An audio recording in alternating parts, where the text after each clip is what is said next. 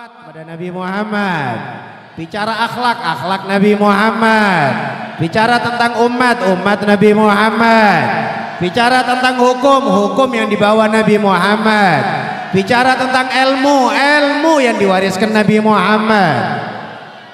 Maka aneh tadi disampaikan sama Syekh, ada sebagian ulama kok nggak seneng pula sama sholawat sama Nabi Muhammad. Aneh, tidak diajarkan sama ulama-ulama kita. Bahkan ulama-ulama Medan dulu, ulama-ulama tua, kalau masuk Rabiul Awal, mereka meliburkan pengajian untuk Maulid Nabi. Mereka liburkan pengajian, di kampungnya dibuat meriah. Ya, pengajian rutinnya libur untuk Maulid Nabi Muhammad sallallahu alaihi wasallam. Gitu orang senang Tuhan. Ya, orang senang. Maka termasuk tanda, kalau sering kita sampaikan, antara iman sama mahabbah nggak bisa dipisahkan. Walladzina amanu asyaddu hubban lillah. Orang-orang yang beriman itu lebih kuat cintanya kepada Allah. Dan tanda cinta adalah zikir. Kalau kepada Allah, tanda cinta adalah zikir, zikrullah. Maka Allah tidak mau zikir dikit, itu nggak mau Allah. Allah nyebut munafik tuh orang zikir dikit. Ya, yuraunan nas wala yadhkurunallaha illa qalila. Mana zikir dikit? Kalau mau kawin zikir. Kalau bapaknya mati zikiran. Ya, wirid malam Jumat kebagian tempatnya wong setahun sekalinya, banyak alasan. Munafik itu orang. Ada pasar 7 Tembung ada. Yang kira-kira nolak wirid malam Jumat. Ada.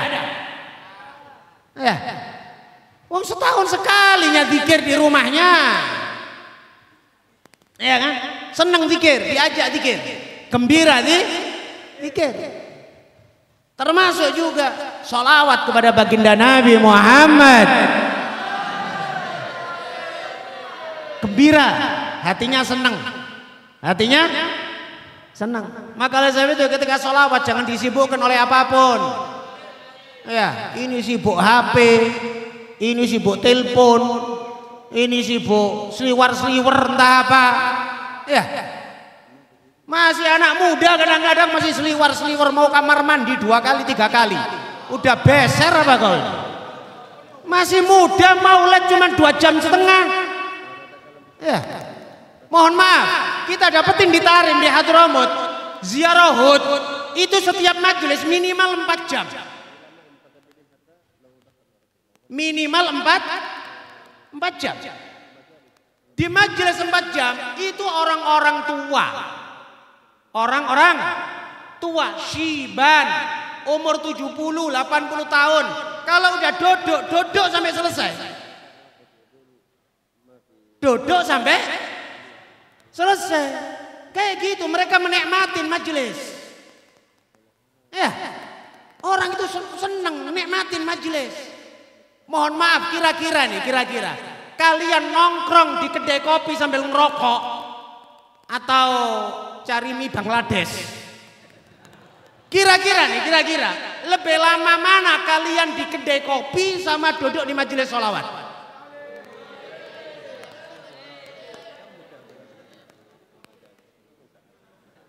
Ya. Loh, sekarang kita bicara jujur Tuhan.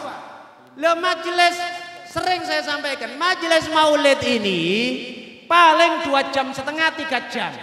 Itu pun yang datang awal, kayak torik. Kalau yang kalian saya yakin paling yang akhir-akhir ini, iya kan? Yang datang awal dia 2,5 jam, 3 jam. Di Hadramut itu ziarah Hud, majelis itu 3 jam, 4 jam minimal. Itu orang-orang tua tenang, duduk, enak. Gak ada yang berdiri ke kamar mandi kencing, gak ada. Padahal tua.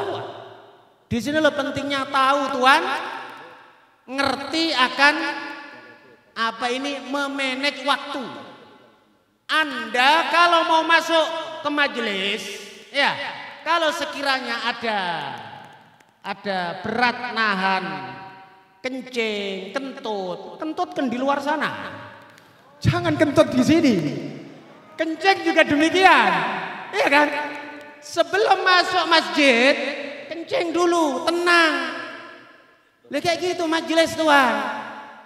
Ini ndak, masih anak muda. Lebih kurang kencing. 2 kali kencing lagi.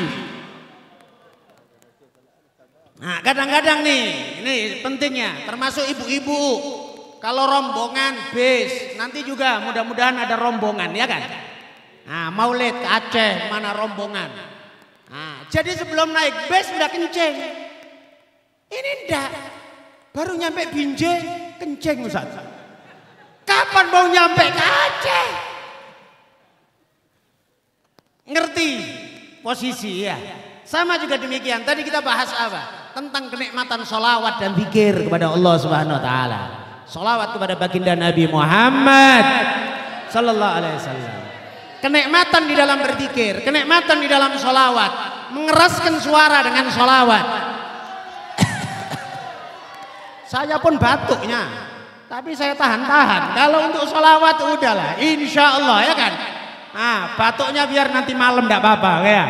Nah, saya pun juga takut ada dokter Sahrul nanti ditambah lagi obatnya sama dia. Ya, tadi kita sampaikan Tuhan, karena nikmat di dalam berzikir, nikmat di dalam sholawat. Ya, ini adalah tanda orang cinta. Ketika orang disebut asma Allah dia nggak senang. Ketika disebut nama Nabi Muhammad dia nggak senang. Ini mengkhawatirkan. Ini mengkhawatirkan. Ini bukan pendapat ulama. Ini bukan pendapat ulama. Firman Allah. Allah berfirman, "Wa idza dzukirallahu wahdahu isma'azzat qulubul ladzina la yu'minuna bil akhirah wa idza dzukiral ladzina min dunihi idahum yastabshirun." Wa idza dzukirallahu wahdahu, kalau disebut Allah, isma'azzat qulubul ladzina kafaru, qulubul ladzina la yu'minuna bil akhirah, maka hati orang-orang yang enggak beriman dengan akhirat merasa enggak enak, enggak nyaman. Disebut Allah enggak nyaman. Dibacakan Quran enggak nyaman. Iya. Hah? Tapi kalau coba umpamanya bahas ekonomi, bahas diskon, ya, bahas sel, mall, bahas makanan viral, bakso viral, wah senengnya naudzubillah. Ya, kalau bahas urusan makanan seneng, kalau bahas urusan mall seneng, bahas cewek lagi, wah, ya. Tapi kalau disebut Allah, alah, so alim kali kau, ya, kayak ustadz kali kau, ya apalah orang kayak gini. Kau kan beriman, ya. Tanda orang cinta itu sering menyebut. Allahumma sholli wa sallim alaihi. Tanda orang cinta itu sering menyebut. Ya, baik sebutan baik atau sebutan buruk. Kalau hatimu itu penuh dengan urusan duniawi, ya kok banyak sering ngomong urusan duniawi. Kalau hatimu itu penuh dengan urusan cewek, maka omonganmu juga urusan cewek. Iya kan? Kalau hatimu itu urusan, ya sama, yang cewek ngomong cowok. Ya. Maka perlu hati-hati. Ya. Omongan mulut ini tanda dalam hati. Tanda dalam hati. Ya. Tanda dalam hati. Kalaulah umpamanya, ya, istrimu kok sering nyebut nama laki-laki, hati-hatilah udah. Saya nggak bilang istrimu selingkuh, enggak. Tapi udah selingkuh hati. Selingkuh hati. Ya, dikasih hadiah sama Kawannya perempuan Dewi. Tapi Dewi ini istrinya Torik. Torik istrimu Dewi namanya, bukan? Oh iya, betul. Betul pula. Saya tidak tahu istrinya. Umpama nih istrimu dikasih tas sama Dewi. Taunya kok Dewi. Tapi istrimu sering-sering ngomong, Dewi istrinya Torik loh bang. Oh hati-hati. Kok berkali-kali pula ngomong, Dewi si istrinya Torik loh. Oh ngapain pula nyebut Torik gitu loh. Ngapain nyebut Torik? Nah kalau di majelis nggak apa-apa, kita nyebut Torik nggak apa-apa ya. Tapi kalau istrimu nyebut Torik, wah ada masalah ini. Nggak betul ini. Iya. Kaunya dikasih sandal sama Torik. Iya. Istrimu pula yang inget kali. Ini loh bang, sandal yang dikasih sama Bang Torik. Loh, kenapa kok sering-sering disebut? Hatimu itu, ya, apa yang ada dalam hati kita keluar dari lesan. Ya, maka oleh sebab itu di sini membiasakan diri ngomong yang baik. Maka jujur, saya pun ragu loh dengan omongan sebagian orang Medan yang bilang, iya, ini cuman omonganku aja, hatiku baik. Saya nggak yakin kali itu.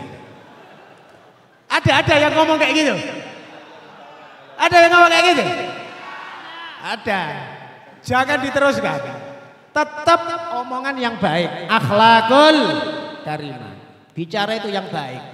Bicara itu bahkan mohon maaf Tuhan ya, Al-Imamul Ghazali menyebut di dalam Ihya Ulumuddin itu lebih dari 20 afat lisan.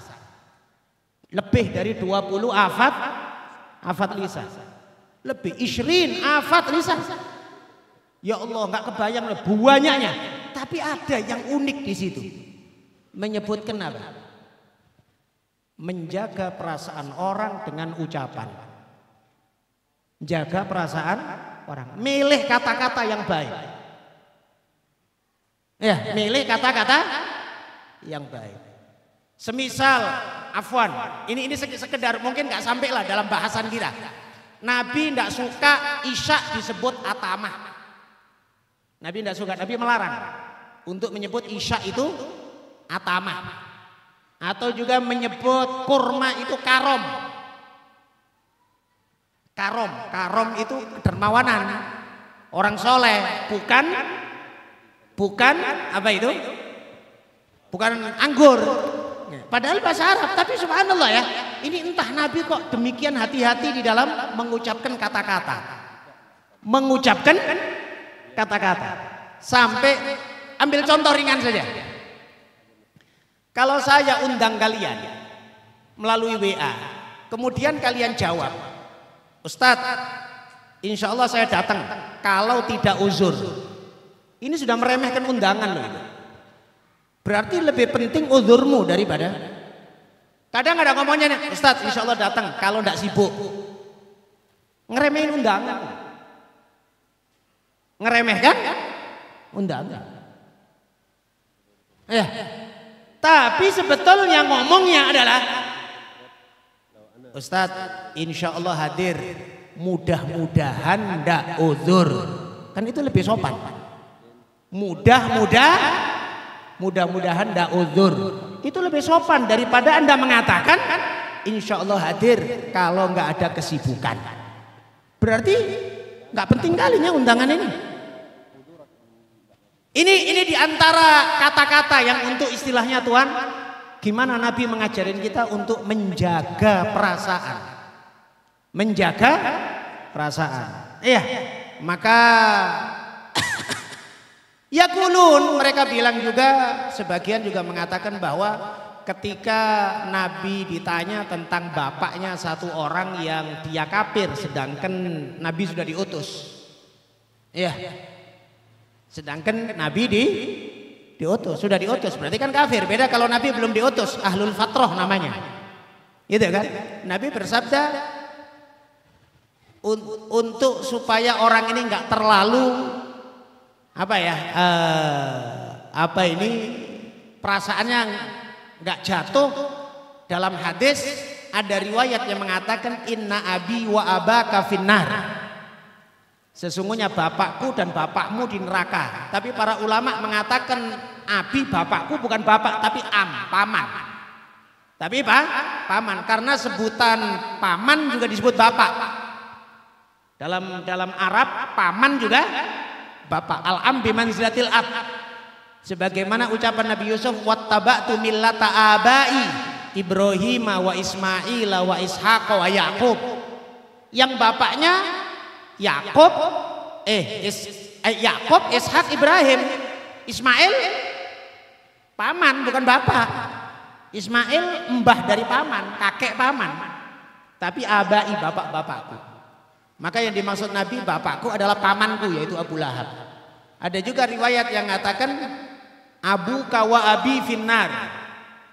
Kalau Abu kawa abi finnar lebih gampang ditakwil, yaitu bapakku di neraka, wa abi bukan dan bapakku, tapi demi bapakku, kosam, sumpah. Tapi orang kan memahami bapaknya Nabi juga di neraka, sama aja ya berarti gitu ya. Menjaga perasaan orang. Mudah-mudahan kita insya Allah lebih berakhlakul karimah insya Allah. Majelis insya Allah lebih berkah insya Allah dengan datangnya para asatid, para habaib, wabil khusus Fadilatul Syekh Al-Fadil Sulalatul Afadil Syekh Muhammad bin Umar bin Abdullah Al-Khatib. Dan insya Allah beliau datang membawa barokah tarim insya Allah ya. Dan keluarga Al-Khatib itu adalah dari keturunan sahabat Rasulullah Sallallahu Alaihi Wasallam, dari sahabat Abbad bin Bishr. Maka di antara sahabat yang mulia Abbad bin Bishr ada tinggal di sekitaran Tarim, makamnya ada di sekitar Tarim. Ya, makamnya ada di sekitar Tarim. Dan keturunan-keturunan beliau adalah dari keluarganya Syekh Muhammad bin Umar Al-Khatib. Mudah-mudahan kita semuanya dapat berkah orang-orang soleh semuanya. Amin ya rabbal alamin. Doa maulid ya ulama kepada Fadilatul Syekh Muhammad Al-Khatib, kepada beliau, faliyatafadhal.